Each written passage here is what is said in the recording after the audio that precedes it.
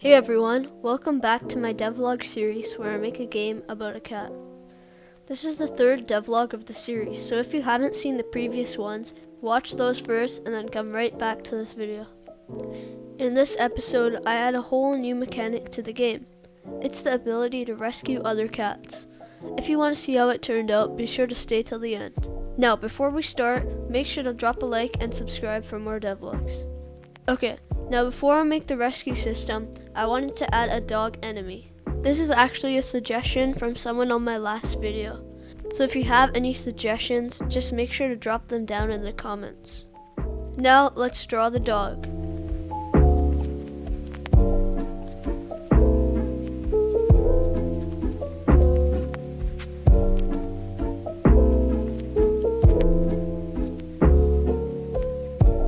After I finished the dog, I added it into the game. Next, I spent quite a lot of time remaking the enemy's movement because the old method I was using was really inefficient. And that was because I needed to place patrol points for every enemy, and I'm too lazy to do that.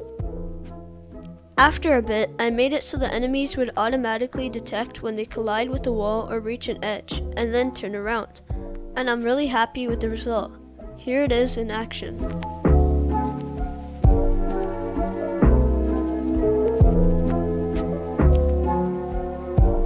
Here's the code. It's actually extremely simple and short.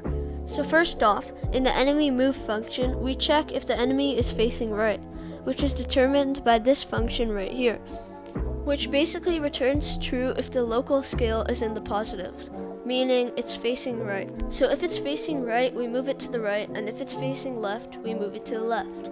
Then, if we encounter the edge on the platform, so if our collider exits the terrain or it bumps into a trap, we make it turn the other way. I also made a class for all enemies, and child classes for each specific type of enemy, which inherited the parent enemy class. This basically means I can use the basic enemy code in all the enemies with one script, but still add specific features to each enemy really efficiently. Then I began to work on the kitty rescue mechanic. First, I planned it out with my clearly incredible drawing skills.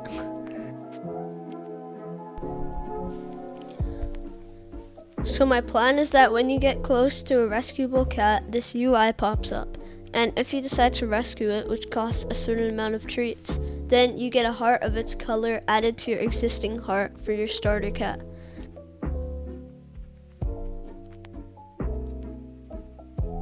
And if the player gets damaged, this cat's heart goes away, and I turn into the next cat I rescued. And if you lose all your cats, you need to restart. Now it's time to make the whole thing with a time lapse.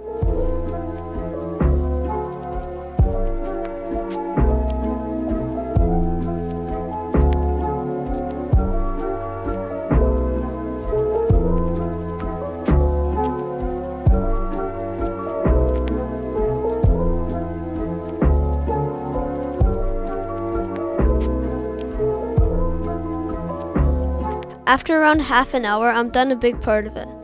If you get within a certain radius of the rescuable cats, a little UI box pops up at the position of the cat. Next, I'll make the UI on the box and make a sprite for the cat.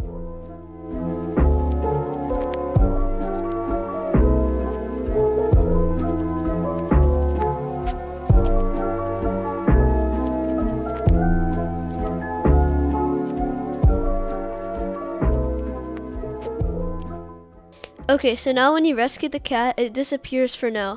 In the next devlog, I'll make rescuing the cat, add a heart for that cat, and make it join your team. Now let's take a look at the code and how it works. In our script, which is attached to the player, we check if we enter the trigger for any rescuable cats. And the trigger is just a large circle collider around the cat.